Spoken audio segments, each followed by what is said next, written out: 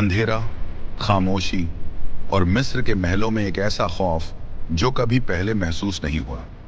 एक बच्चा पैदा होता है, लेकिन उसकी पैदाइश एक ताकतवर बादशाह की नींद छीन लेती है। एक माँ अपने लाडले को सीने से लगाकर रो रही है, और एक हुक्म जो पूरी कौम के बच्चों को मौत के हवाले कर रहा है।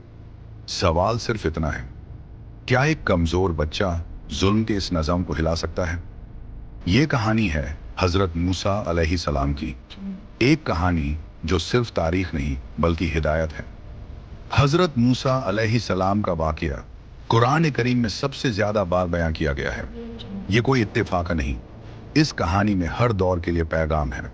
ये वाकया है जुल्म और हक के दरमियान मुकाबले का, गौरूर और बंदगी के फर्कन का, और सब्र, यकीन और अल्लाह पर तवक्कुल का।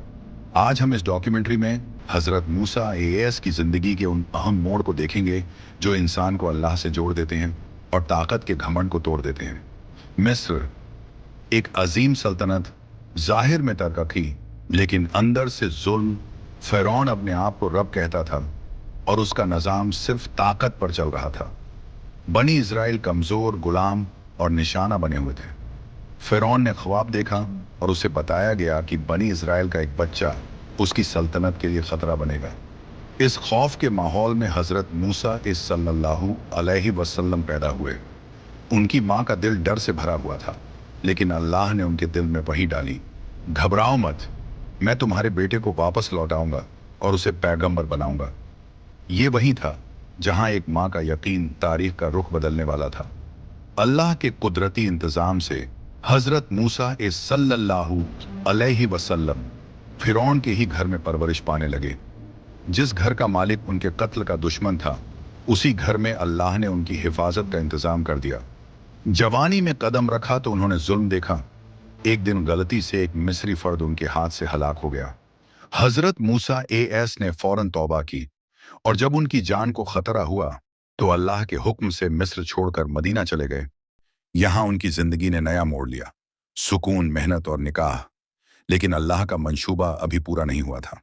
एक रात सफर के दौरान हजरत मूसा सल्लल्लाहु अलैहि वसल्लम ने तौर के पहाड़ की झंझिब आग देखी। वहां अल्लाह ने उनसे कलाम किया और उन्हें पैगंबरी अता हुई। हुक्म मिला, फिरौन के पास जाओ, वो सरक्श हो चुका है। मूसा सल्लल्लाहु अलैहि वसल्लम डरे लेकिन इनकार नहीं किया। उनके साथ उनके भाई हारून सल्लल्लाहु अलैहि वसल्लम भी भेजे गए।